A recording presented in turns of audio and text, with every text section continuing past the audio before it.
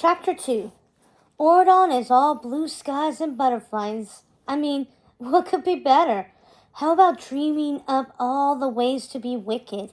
What can I say? Some things never change. Mal and her friends stood around a large steaming cauldron in the dark.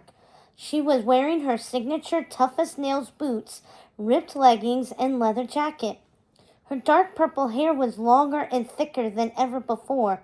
She looked down at her hands, holding her mother's spellbook, which she had spray-painted with acid green and purple flames that caged the glinting gold dragon in the center. She glanced up at her three friends. There was something venomous in her smile. Despite living in Ordon, Mal was still very much Maleficent's daughter. Evie, daughter of Evil Queen, grinned at Mal. She wore a distressed blue leather jacket, a graffitied skirt, and a necklace with a red gem topped by a gold crown. Evie tossed back her silky blue hair as she stirred the steaming cauldron brew.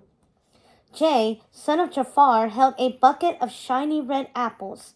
His biceps bulged out of his sleeveless red and yellow leather vest, and his long dark hair flowed from under a beanie. Jay emitted great strength and confidence. A light from the cauldron made his eyes sparkle dangerously, and he gazed across the swirling mist at Carlos. Carlos, son of Cruella de Vil, also held a bucket of shiny red apples. He was a skinny teen with spiky white hair with black roots, and he wore a red, white, and black fur-trimmed jacket. He looked at his three friends and snickered. Mal smirked, opened the spellbook, and read aloud, "Wicked ways beneath the skin. Let all who taste it now join in." She and her friends stared at the cauldron. The brew began to spit, boil, and bubble. The spell had worked. Mal and her friends cackled triumphantly. Jay and Carlos dumped the apples into the thickening brew. The four villain kids, or VKs for short, circled the cauldron, howling, and refilled the buckets with the spelled apples. They were about to make mischief. They knew all too well the many ways to be wicked. Within minutes, Carlos was dumping a bucket of the spelled apples down the floor of the bright Ordon prep hallway in front of the lockers. Cheerful students in yellow and blue tourney jerseys, cheerleading uniforms, and pastel-colored garments watched the apples roll past. They dove to snatch them.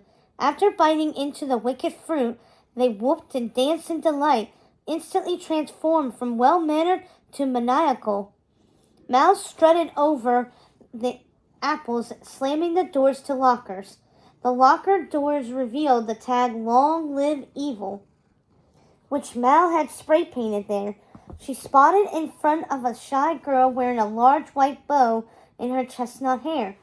It was Jane, daughter of Fairy Godmother. She gasped at as Mal handed an apple to her. Stock still in her blue, white, and yellow cheerleading uniform, she stared at it. She chomped down on the apple, and her mouth twisted into a sinister grin. Jane snatched the spray paint can from Mal and boldly danced out of sight. The apples had an intoxicating effect as Mal and her friends continued to share them across the sunny campus. They were making everyone and everything a whole lot more fun. Outside, cheerleaders with apples did a routine with Jay before he ran off. In the school hall, Carlos slid into a group of guys who fell over. One student bit into an apple, then screwed his hat on backward and did a flip off the lockers. In one of the classrooms, Evie strolled through rows of students and doled out apples. She strutted to Fairy Godmother's desk, placed an apple on it, and moved on. Fairy Godmother, the school's headmistress, bit into the apple. She looked up and saw that chaos had erupted. Evie and the students danced and threw the loose papers into the air. Fairy Godmother shimmied and shook out her hair, joining in the madness, and had seized her once neat and orderly classroom. The wicked fever kept on spreading.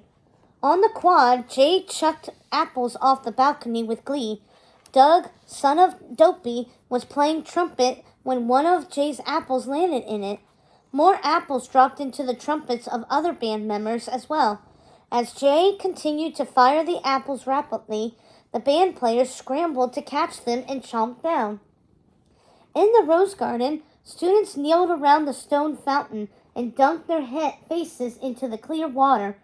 One by one they emerged, flipping back their wet hair with glistening apples in their mouths. Everyone wanted a bite of true evil and mad mischief. They couldn't get enough.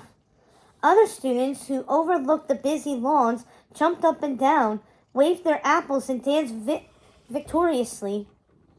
Mal, Evie, Jay, and Carlos reunited as a fierce squad at the front of Ordon Prep, the castle-like building with proud blue and gold banners rustling from the stone battlements. They rallied the dancing students. Among them were Beast and Belle, who also clutched bitten apples and jived to the sound of wicked rebellion. Mal marched through a row of hedges and raised into the air the school flag, which was now a dark purple one that said, "Long live evil." The horde cheered. Mal loved it. She led everyone farther away from the school, climbing a ladder, and spray-painted the fearsome statue that represented King Ben's father in beast form. Mal recalled something her boyfriend Ben had once said about the statue. "My father wanted his statue to morph from beast to man to remind us that anything is possible." Anything was possible indeed. Mal could laugh at the irony. She grinned and tossed the last one of the spelled apples high into the air. It came down, and King Ben, Golden Boy, and only child of Belle and Beast, caught it. He flashed Mal an innocent smile, and his eyes sparkled angelically beneath honey-brown hair that swooped across his forehead. Ben hadn't been changed. Not yet. He bit into the apple, and a devilish grin broke over his face. Ha! If only.